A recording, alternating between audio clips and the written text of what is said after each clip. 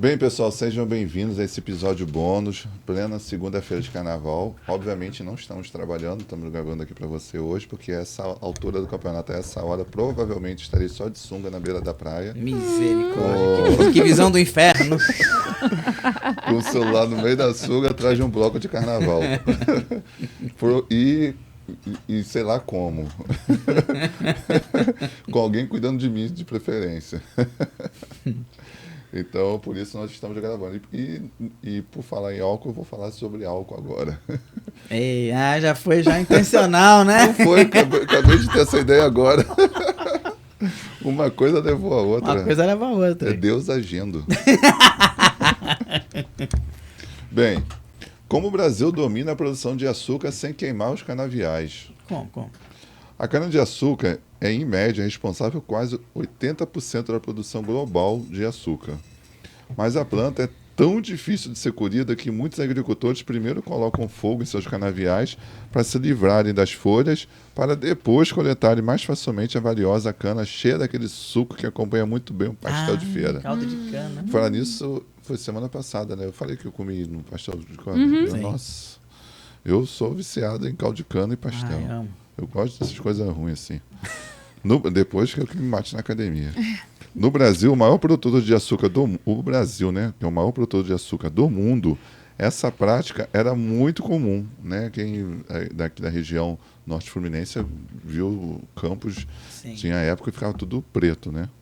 No entanto, há algumas décadas os agricultores descobriram como colher a planta sem ter que atear fogo. Começando lá do início, senta aí que vem a história. Vamos lá. Lá, durante séculos, trabalhadores no mundo colhiam cana-de-açúcar manualmente. Sim. Para limpar as folhas duras, com o facão era demorado, afetava o físico dos trabalhadores no longo prazo. A queima melhorou o processo, economizou dinheiro para as empresas e ajudou a expulsar pragas indesejadas, como, por exemplo, insetos, ratos, mas o processo ainda não era o melhor. Eis que, com o avanço da tecnologia, a maioria dos agricultores brasileiros passou a colher a cana-de-açúcar crua a partir da utilização de máquinas. E aí vamos ao processo, né? As colheitadoras de cana possuem uma serra circular que primeiro corta a parte superior da cana. Logo, uma espécie de ventilador separa as folhas do caule para depois deixar no solo o material vegetal indesejado. Por fim, esses restos se tornam matéria orgânica para fertilizar os canaviais. Que legal. Acontece que os solos vermelhos do Brasil são secos e não são abundantes em matéria orgânica. As folhas das plantas o protegem da perda de água e da erosão, mantendo-o rico de nutrientes. Hoje, as máquinas desse tipo chegam a colher até 1.500 toneladas por dia. A cana crua também consegue reter o suco por mais tempo, mas tem um ônus nessa história. Ao não realizar a queima dos canaviais, fica mais difícil eliminar as pragas. Por causa disso, muitas fazendas dependem de pesticidas para mantê-las afastadas. Além disso, a cana crua também é mais difícil de processar porque contém folhas extras e impuras. As fábricas precisam moer as plantas para depois esmagá-las nas usinas. O suco é extraído pela polpa e purificado, depois fervido e reduzido a um xarope e centrifugado para separar os cristais de açúcar. Nem tudo é sobre açúcar. Cerca de 50% da cana colhida no Brasil é usada para produzir etanol e tem esse sido o principal incentivo para acabar com as queimadas. Isso porque ele é um combustível de fonte renovável, muito mais limpo que outras alternativas, especialmente os fósseis. O etanol queima de forma mais limpa do que a gasolina e emite 62% menos CO2. Verdade. O governo brasileiro começou a investir no seu programa de etanol em 1975, quando os preços do petróleo dispararam. A partir daí, a produção de cana triplicou em apenas uma década, especialmente no estado de São Paulo. Mas à medida que as fazendas se espalhavam, também aumentavam as queimadas. Isso tornou o etanol brasileiro difícil de ser vendido aos mercados internacionais. A situação ficou pior após o Protocolo de Quioto, acordo assinado em 1997, no qual 160 países se comprometiam a reduzir as emissões de gases com efeito de estufa em até 5,2% entre 2008 e 2012. Já em 2002, o Estado de São Paulo assinou uma lei que dava aos agricultores cerca de 30 anos para acabar com as queimadas. Para ajudar a eliminar o processo de forma gradual, criaram-se políticas públicas e estipulou-se o financiamento governamental. Isso sem falar do aumento de investimentos estrangeiros. E não é que funcionou? Em 2014, 90% da cana paulista foi colhida sem queimadas. Hoje, o Brasil é o segundo maior produtor de etanol do mundo, atrás apenas dos Estados Unidos, tendo produzido 36 bilhões de litros na safra do 23-24, dos quais 30 bilhões foram a partir da cana. Uau! E a gente vê, os Estados Unidos tem cerca de 50 e poucos bilhões de litros, o Brasil vem em segundo com 36, aí depois vem a União Europeia com 5,45 bilhões de litros, a Índia 5,41 e a China 3,6 bilhões. Estima-se que desde 2004 os brasileiros economizaram 110 bilhões simplesmente ao abastecer com etanol. Já a cadeia sucroenergética do Brasil, que inclui outros biocombustíveis de energia renováveis, feitos a partir da cana-de-açúcar, movimenta um valor bruto superior a 100 bilhões de dólares, cerca de 2% do nosso PIB. Um adendozinho aí, né? A queima controlada dos canaviais ainda é realizada no Brasil, sobretudo no Nordeste. Mas um ponto interessante também da cana é que você se aproveita quase tudo da cana. Seja para colocar no solo as folhas que sobram, ou seja para transformar as folhas em energia para as usinas. Né? O bagaço da cana, que sobra depois de você extrair todo o suco, ela é transformada em energia para realimentar a própria usina que está moendo ela. Legal. Ela é praticamente toda a cana era utilizada na sua cadeia, praticamente toda ela. Interessante. Então, assim, depois que o Brasil passou a praticamente não queimar mais, só o Nordeste que ainda tem uma queima controlada, ele entrou num outro patamar, né? Porque ele consegue produzir muito sem queimar. E o pior de tudo que isso, além de ser do ponto de vista ecológico correto, é ótimo, né? Sim. Mantém Vocês o lembram solo. quando tinha canavial aqui em Campos? Sim, eu acabei de falar aqui. E o cheiro que ficava na cidade? O vinhoto, né? Se chama vinhoto, é o cheiro quando está processando a cana. Forte, É um horrível, cheiro né? horrível, é um cheiro de peido. Horrível. Você chegava perto de Campos, você já sentia aquele cheiro, né? Credo. Eu lembro. Legal. Gostei do case. Muito bom. Bom, então vamos pro segundo case, né? Como é que um post pode chacoalhar uma Big Tech, né, cara? Bom, é o seguinte. Era em 2017 e em março, né? Na época o Snapchat estava muito na moda, né? Na verdade, o Snapchat só perdeu força aqui no Brasil, mas ainda é muito forte no mundo afora. Ah, é? É. Aqui no Brasil perdeu força, né? Perdeu totalmente. E aí, após realizar a sua abertura de capital na Bolsa de Valores e alcançar um valor de mercado aí de quase 24 bilhões de dólares, né? Em agosto desse ano, a plataforma do Fantasminha era a rainha indiscutível entre os membros da geração Z. Olha a geração Z de novo. Principalmente nos Estados Unidos. E como se isso não bastasse, né?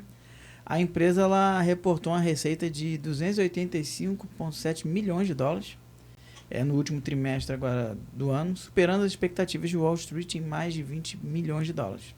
No mesmo período, o Snapchat chegou à marca de 187 milhões de usuários ativos diários, o que foi uma alta aí de 18% em relação ao mesmo período em 2016. Né? Então, o Snapchat ele tem uma presença bem marcante lá fora. Né? Isso naquela época. Naquela época. Hoje ainda tem um pouquinho, mas perdeu hoje é. muito. E aí parecia que todas as decisões tomadas pela empresa em 2017 tinham sido acertadas. Só que não. Só parecia. Só parecia. Acontece que no final de novembro, o app mudou seu design visando promover um compartilhamento mais íntimo entre grupos de amigos, ao mesmo tempo que colocava conteúdo produzido profissionalmente em um feed separado.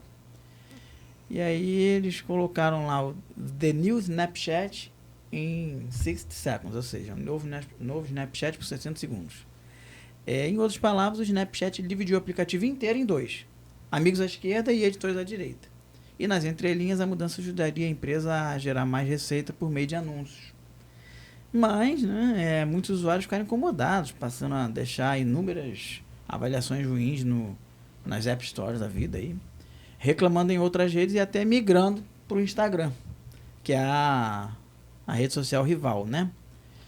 E aí a coisa começou a escalar de vez quando se criou uma petição no Change.org, intitulada Remova a nova atualização do Snapchat. E aí no dia 13 de fevereiro de 2018, ela já contava com mais de 800 mil assinaturas. Contudo, 2 dias depois, o CEO Ivan Spiegel ele defendeu vigorosamente o redesign, basicamente disse que as pessoas precisavam se acostumar com aquilo. Só que no dia 20 de fevereiro desse ano, 2018 no caso, né? A petição ela já acumulava mais de 1 milhão de assinaturas, chegou a 1,2 milhões de assinaturas, né? E foi aí que a empresa agiu e publicou uma resposta oficial, pensando que iria amenizar a situação. Só pensou, né? No final das contas, não... Tudo dando errado. Tudo dando errado. Só show dos trapalhões purinho. Até porque no dia seguinte, o que aconteceu? A influenciadora Kylie Jenner postou um tweet com as seguintes palavras. Abre aspas, né? Então, mais alguém não abre mais o Snapchat ou sou só eu? Ah, isso é tão triste. Ferrou. Só Mas já era, pronto. esse post aí destruiu tudo. Destruiu tudo. Aí o resultado com isso, né? Um dia após essa postagem, as ações da controladora do app caíram até 7,2%, eliminando 1,3 bilhão de dólares em valor de mercado.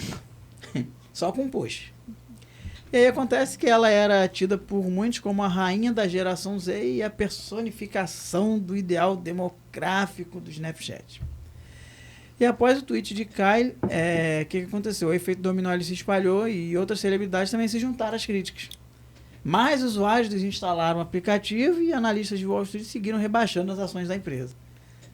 Então, o Snapchat ele se esforçou para reconquistar a influenciadora, tornando-a, inclusive, a primeira criadora a testar alguns seus novos recursos, mas o dano já estava...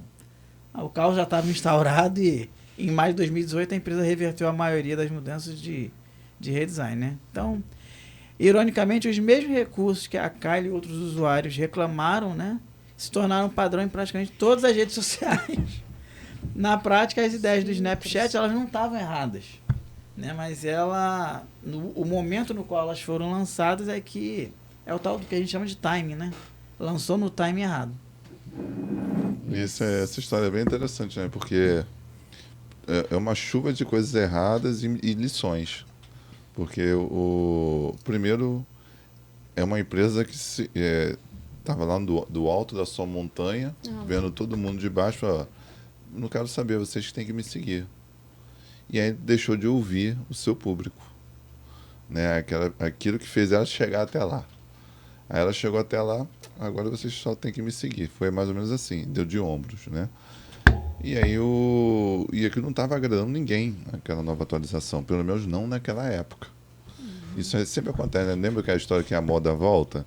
Na tecnologia isso acontece também.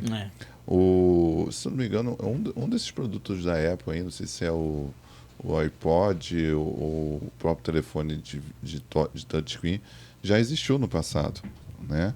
E não deu certo. A Apple repaginou e voltou com tudo. Carro elétrico, já existiu muitos e agora tá voltando. Então, assim, às vezes é o time de lançar alguma coisa. O público, naquele momento, não estava preparado para aquilo dali. E aí, ela podia falar assim, realmente, acho que a gente avançou demais. Vamos segurar esse conceito por enquanto, deixar fazer o nosso beabá aqui, nosso feijão com arroz está dando certo. No momento certo, ou aos poucos, a gente vai lançando, como... Por exemplo, a Meta faz muito isso no Facebook e no Instagram, né? Ela nunca bota uma atualização mudando tudo. Ela sempre bota sutilmente e você vai... Para ir testando o gosto do pessoal. E aí você só nota e tem essa funcionalidade nova aqui. Aí é só assim que você nota. E talvez por conta das lições aprendidas dos seus concorrentes. Inclusive, se eu não me engano, a Meta, na época, tentou comprar o Snapchat. Né, antes de ter os stories lá em cima, ela tentou comprar. Aí o Snapchat não aceitou a venda. Ela falou, então tá bom, então vem aqui e vou criar aqui dentro. Foi o que ela fez. Eu queria vocês ter mais um app e talvez juntar os dois. Você não quer me vender, vem aqui e cria os stories. E pronto, resolveu, não gastou dinheiro nenhum, só com os seus programadores. Sim. E virou um sucesso. Então, assim, quais são as lições que a gente tira? Primeiro, não ouvir o seu público. Sua persona, como você gosta de falar, né, Ali? Não ouviu. Segundo, não percebeu o time. E terceiro, pior de todos, é não reconhecer o erro. Porque ela levou muito tempo a reconhecer o erro. Dava pra... E assim, quando você vê um CEO chegando lá e falar assim, vocês têm que se adaptar, já está o primeiro erro aí. Já tem muita coisa acontecendo errada. E pronto, aí podia até acabar por aí. Mas o legal da história é o final, né? Que tudo isso que causou esse estresse todo no Snapchat, que fez o Snapchat virar um produto de segunda categoria na prateleira e perder toda a força que tinha antes, hoje todos os seus concorrentes utilizam. Né? O conteúdo de um lado, quem você segue do outro, né? O próprio TikTok é assim, né? Quem você segue e é o mundial, né? Os produtores. Propagandas dentro, né? De criador de conteúdo e as propagandas de terceiros. E hoje a gente está super adaptado a esse modelo. Isso aí. Vou falar insight. 99 centavos há 32 anos. Quem aqui nunca fez aquele comentário? Ah, era tão bom quando o dólar custava. Né? Quem já comprou um salgadinho, refrigerante, um suco por R$1? Eu. Tinha muito isso na época, quando começou esses salgadinhos, né? Nessa lanchonete, era salgado mais refresco, R$1. Nossa. Nossa, a gente é mestre de falar gasolina, quando a gasolina gasolina 1,50. Ai, que delícia! Pois é, hoje em dia, com a inflação assolando tantos países, essa pergunta virou bem recorrente, né? Contudo, ainda existem produtos que mantêm o mesmo preço há anos. É o caso da Arizona Beverage Company, fabricante americana da bebida que vende um de seus principais produtos, uma lata de 650 de chá gelado por 99 centavos de dólar desde 1994. Surreal, né? Muita gente não tinha nem nascido ainda, essa geração. Surreal. Como é que eles conseguem isso, hein? Pois é, eles colocaram do outro lado da equação. Se colocaram do outro lado da equação, nas palavras do cofundador Dom Vultaggio, isso. Temos sucesso, estamos livres de dívidas, somos donos de tudo. Por que as pessoas que estão tendo dificuldade para pagar o aluguel têm que pagar mais pela nossa bebida? Olha aí, ó. Foda, né? Genial. Como eles fazem isso? As margens desse produto são compensadas por margens mais vantajosas de outros itens do portfólio da empresa, como sucos, cafés, energéticos e snacks, por exemplo. Desse jeito, a Arizona se concentra em aumentar o volume de vendas das latinhas de 650 e ganhar em quantidade. Exatamente. Lembra que na semana passada a gente trouxe falou sobre o McDonald's fazendo isso? E outras empresas no mundo afora? A empresa também simplificou as operações usando suas próprias fábricas em Nova Jersey, que pode produzir 1.500 latinhas por minuto para grande parte de seus produtos, enquanto os caminhões da empresa fazem entregas principalmente no meio da noite para evitar o trânsito. Muito legal, hein? A Arizona também opta pelo boca a boca e na fidelização de uma parcela mais restrita de clientes, que acabam se tornando promotores da marca, em vez de investir milhões de dólares em publicidade. O resultado dessa estratégia não foi nada ruim para uma empresa fundada em 1992. 2020, a Arizona tinha quase 16% da participação do mercado de chás gelados prontos para consumir nos Estados Unidos. 2022, as latinhas de 650 corresponderam a 25% dos 3 bilhões de receita da empresa. Como assim, né? Quando perguntado se esse preço mudará em algum momento, o cofundador Vultaggio disse: não sei se nunca, mas não no futuro próximo. Ele não quer carregar isso aí. Aumentar? Não pode. Já virou a marca dele já. Deixa outro CEO para pegar isso aí. Eu, enquanto eu for diretor, não. Vamos lutar o máximo que pudermos pelos consumidores. Caso os preços do chá gelado Arizona acompanhassem a inflação, suas latinhas de 650 custariam $2,22, valor 124% maior. Curiosidade para fechar. o recorde de preço de bebida mais duradouro ainda da Coca-Cola, que manteve o custo de uma garrafa de 192 ml a 5 cents do dólar, né? Por 70 anos! Não sabia disso, não. Tem muita propaganda. Aqueles caçadores de relíquias e tal, adoram essas placas. Ah, que né, tem a garrafa até com preço. 5 cents.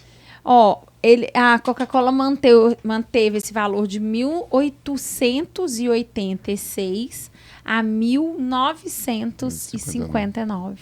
Cara, 70 anos. Que maneiro, hein? Esse aqui, por que isso são coisas relevantes para a gente, né?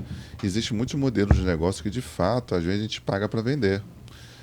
Tem um exemplo, né? A gente já teve uma rede Você estava contando das fraldas. Das fraldas, já contei isso, Contou, né? no episódio passado, por conta dessa história da Coca-Cola. Por causa da Coca-Cola, então, é o mesmo exemplo. Da Coca-Cola, do McDonald's. Então, são exemplos como esse. Às vezes a gente tem que botar um preço para chamar a gente para dentro e infelizmente, esse produto vai ser negativo. No caso dele aqui, eles se reinventaram. Provavelmente não chega a ser negativo. No máximo deve estar se pagando ou tem algum percentualzinho bem pequeno, mas o objetivo deles não é ganhar dinheiro com ele, apesar de representar 25% do faturamento deles. Com $1, 99 centavos, representa 25% do faturamento de 3 bilhões. Mas virou uma marca queridinha, né? Os próprios clientes fazem ali o boca a boca, economiza com campanha, empresa só crescendo, empresa de 92, e teve um excelente resultado aí, né? Imagina você tirar do seu bolso uma moedinha de R$1 e poder comprar uma bebida de 650 ml. Nem água custa isso. O Brasil... Ainda mais lá nos Estados Unidos. O Brasil que seguiu essa tendência, né, dos 99 cents, aqui no Brasil já teve também as lojas 99 centavos. 1,99. Que hoje você não acha mais nada por 1,99. Não tem mais, acabou, não existe. Um grande exemplo disso, acho que no Brasil, foi as esfirras do Habib's, né? Lembra que ela lutou muito para sair daquele preço. Eu lembro que o CEO, na época, ele se reinventou. Era quanto? Chegou a custar, na época, 15 centavos, depois foi 25 centavos. Assim. Era centavos, né? E eles lutaram muito. Eles fizeram mais ou menos o mesmo trabalho que eles fizeram. Só que no Brasil, a inflação... Não tem como, né? Tu viu que aguenta, no período de quantos anos? De 94 até hoje, foi só 124%. A inflação brasileira, até o plano real, já somada, foi em mais de 1 milhão de %. Ei. Quem aguenta? Não tem, impossível. Então, a caixa da esfirra do Habib's, eu lembro que eu adorava. Eu morava ali, né, em Betiba, e tinha um Habib's ali próximo. E aí eu pedi para Rogério comprar e era realmente muito barato. E aí eu cheguei até e falei assim, gente, que carne é essa que esse pessoal deve estar colocando essa esfirra? Porque tá muito barato. Eu acho que era 89 centavos. Hoje é isso, né? Hoje é 89 hoje centavos? É por aí. Mas na época, quando foi lançada, pessoas almoçavam por R$2. Almoçavam, porque era esfirra pra caramba por R$2. E era bom, né? Era bom. E tinha até mais recheio do que tem hoje. É verdade. Então, eu lembro era gostoso. Que deu até vontade, Vitor. Eles lutaram muito para poder dar o primeiro passo para aumentar preço. Aí nisso eles foram mudar a forma de entregar as esfirras nas lojas, a logística, e também diminuíram o recheio, né? Você vê que hoje o recheio é quase um cheirinho. É um cheirinho. E já está esse valor já. Acho que não chegou ainda a R$1 não, né? Mas eles ainda tentam manter abaixo de R$1, que é a grande marca deles. Muito bom. E aí, pulando muito carnaval, Rogério? Não tô pulando nada. Não tô pulando nada. Tô quietinho em casa. Pessoal, espero que vocês estejam bem, né? Estejam curtindo aí o carnaval. Segunda-feira que vem estamos de volta com a nossa live, normalmente.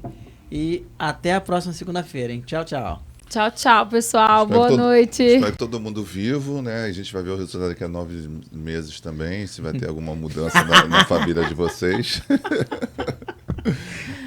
Tchau, pessoal. A gente se vê na próxima semana. Tchau. Tchau.